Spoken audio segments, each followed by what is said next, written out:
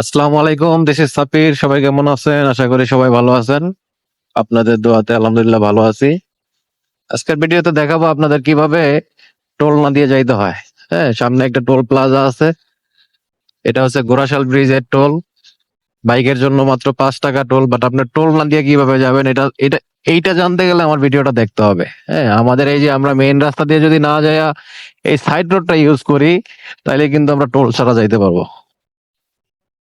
দেখেন আপনারা, ওই যে সব কিন্তু টোলের জন্য এই যে ওয়েট করতেছে, বাট আমি কিন্তু টোল না দিয়ে চলে গেলাম। হ্যাঁ, এখন আপনারা হয়তোবা চিন্তা করতে পারেন যে 5 টাকা টোল আমি না দিয়ে যাব কেন? হ্যাঁ, এটারও কারণ হচ্ছে যে আসলে আমি 2 নম্বরই কিছু করতেছি না, 5 টাকা না দিয়ে চলে যাচ্ছি না পালায়া। বাট ওরাই সাজেস্ট করে যে ওই সাইড দিয়ে যাওয়ার জন্য, যারা 2 চাকার গাড়ি আছে ওই গাড়িগুলারে ওরা সাজেস্ট করে যাতে ওরা ওই ওই দিক দিয়ে না যায়।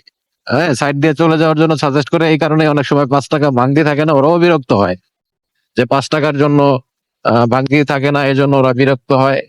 5 টাকা নিতে চায় না অনেক সময়। দ্যাটস ওয়াই ওরাই সাজেস্ট করে যে এই সাইড দিয়ে যেন চলে যাই।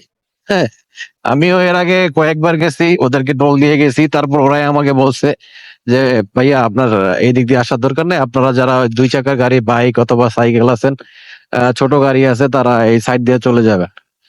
তারপর থেকে আমি আসলে সাইড দিয়ে চলে আসি। আপনারা যারা এই রাস্তায় চলাচল করেন, আপনারা সাইড দিয়ে চলে আসতে পারেন, এতে করে আপনাদের 5 টাকা সেভ হবে।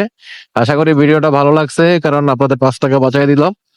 যদি ভিডিওটা ভালো লেগে থাকে, আমার এই ভিডিওটি লাইক, কমেন্টস এন্ড শেয়ার করবেন।